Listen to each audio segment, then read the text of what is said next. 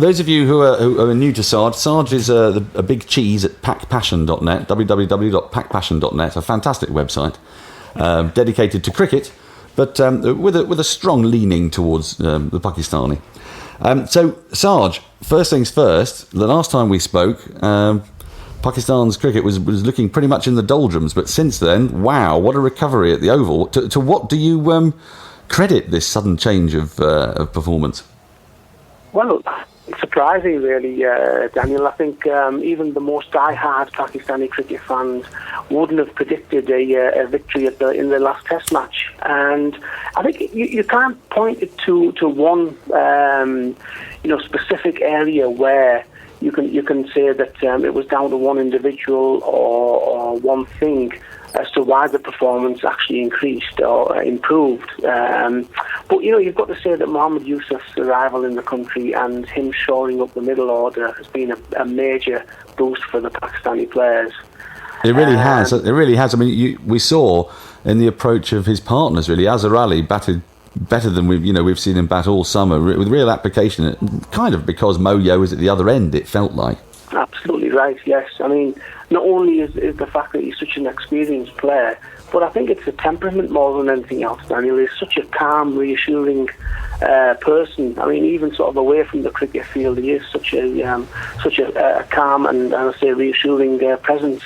And as you quite correctly point out, the likes of Azhar Ali and the other guys, Umar Akmal and those batsmen who batted with him, showed a little bit more responsibility, largely down to the fact that he was guiding them and telling them what to do. Well, it must help massively if you're a young player and at the other end you see somebody of Mohammad Yusuf's undoubted class and experience, and rather than looking up and seeing Umar Amin, which is not to take anything away from Umar Amin, but you'd just rather bat with Moyo, wouldn't you? I mean, he's... Absolutely right, yes. I think Umar Amin is definitely one for the future, but to expect him to perform miracles in that batting lineup on against two very good bowling attacks in Australia and England was asking a bit much of the young man. It was indeed. Now, I've got to obviously also mention Syed Ajmal, because he gets virtually no credit really in the press. We hear a lot about Mohammad Amir and Mohammad Asif and what great new ball bowlers Pakistan have got. But since Canary has gone out of the side and his bowling, he was woefully off form, giving away so many runs, it just meant life became easier when he came on. The difference that Ajmal has made has been quite startling, I think. I mean, the Ajmal effect is twofold, I think. Firstly, he gives you that control that Canaria didn't have. Unfortunately, Danish Canaria has picked up a lot of cheap wickets in county cricket over the years. And he hasn't been able to perform consistently in Test cricket, largely down to the fact that he bowls one or two absolute rubbish deliveries per over. So the batsmen, if they're any good, will just wait for those terrible deliveries to be bowled to them, and they'll smack them to the boundary. Thank you very much. Absolutely. The other thing with Ajmal is that the wicket-taking threat, whereas Canaria didn't have the control and he didn't have the deliveries or the variety of deliveries. I think Ajmal is bamboozling the England batsman, with his variety, the doosra, the off spinner. He's got the quicker one, and he's really tempting the England batsmen to play some shots that they don't really want to play. But as I say, he's definitely having an effect on the England batsmen. Well, he was getting tremendous bounce, and at the Oval more so actually than Swan. But we're forced, I think, to talk about what Jonathan Agnew has to say about Ajmal. Can you sort of enlighten us as to his comments on Test Match Special? Well, what's happened is, and you've got to remember that Ajmal is a seasoned veteran in Pakistani domestic cricket. He's been around the scene for 14, 15 years now. Never been called for throwing in Pakistani domestic cricket. It was first the Australians who pointed the finger at Ajmal when he started taking wickets against them. Unfortunately, Daniel, I think what happens is, and this isn't sour grapes from a Pakistani, but what happens is that when bowlers aren't taking wickets, nobody accuses them of chucking and the likes. As soon as they start taking wickets, unfortunately, then you start getting a few murmurs from opposition players and various bodies in the world of media. Well, I think you're right. I think you're right. Sorry, the Australians have got previous at that as well, of course, because it's with Murali, absolutely. Yeah. And when that Murali never took any wickets against Australia. When batsmen were playing him quite comfortably, unfortunately, nobody was pointing a finger. But as soon as he started taking wickets, then you get the likes of Agnew who have said a few things about this action. What you've got to remember, as I'm sure you're aware, Daniel, is that there's a 15-degree limit. Now, what Agnew is hinting at is that Ajmal is going beyond that 15-degree limit when he's bowling the doosra. Right. Now, there's certain cricketers out there, or ex-cricketers, who say that the doosra is an illegal delivery. Even Bob Willis has said that on Sky TV. But the fact that Murali has been allowed to get away with it for so many years means that I think off-spinners, in the future and currently will be allowed to continue to bowl that delivery. I personally don't see anything wrong with it. Well, no, I mean, from my point of view, it makes for a more attractive cricket when off-spinners can be attacking, and if all they can do is just turn the ball from off to leg and have an arm ball, then they really do become pretty easy to play. But at the moment, I think it's great to see two sides with off-spinners who are taking wickets, with Ajmal and Swan.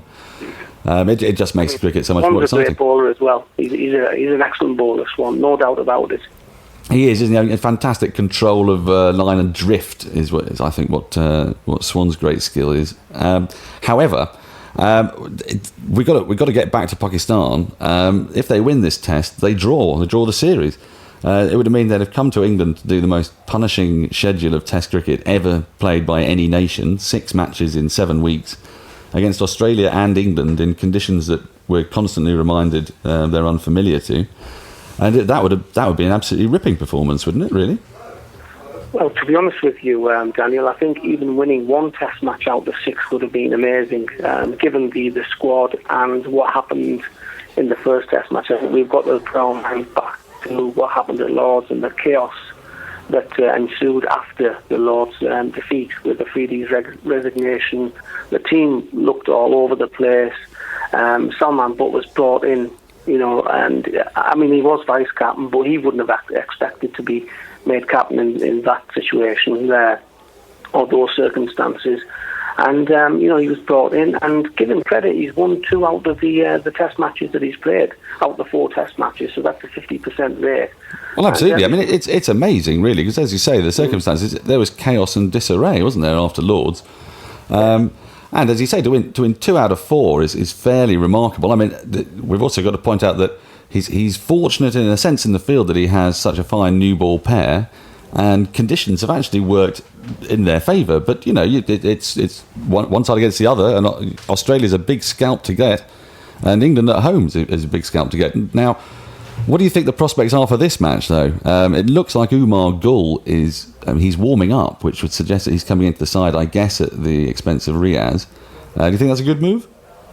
Well, what I heard yesterday was that they were going to name the same 11. Oh, right. So my understanding is that Riaz is going to play, but correct me if I'm wrong. They may well have made a last-minute change. Obviously, Wahab Riaz made a very successful debut, test debut, by claiming 5 wickets in the first innings.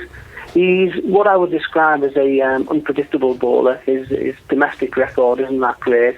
A number of people actually said that they were very surprised, a lot of raised eyebrows, that he actually made the squad because he had a very poor domestic season this season. But give him credit. He bowled very well in that first innings. I think things might be a little bit tougher this time around because the England batsmen will have seen him now and will have seen what he's capable of. Right. I mean, I thought his batting was pretty impressive in that night watchman stand he had in the second morning. He looked like a cricketer of some substance and some considerable character. So I'm rather hoping they do keep him on, and I don't think that England are too hot against left arms. I'm not sure that batsmen generally are, since it's a different angle of attack, isn't it? He's a fighting cricketer, Daniel. I think talent-wise, he may well be limited, with all due respect to him, but he's one of those guys who are gutsy and who won't give their wicket away, will give 100% in the field, and he will bowl his heart out. Now, I think as a captain, I would rather have somebody with limited talent who will give me 100% than somebody who, I'm not comparing him with Gul here, but what I'm saying is that somebody who won't necessarily always give you 100%.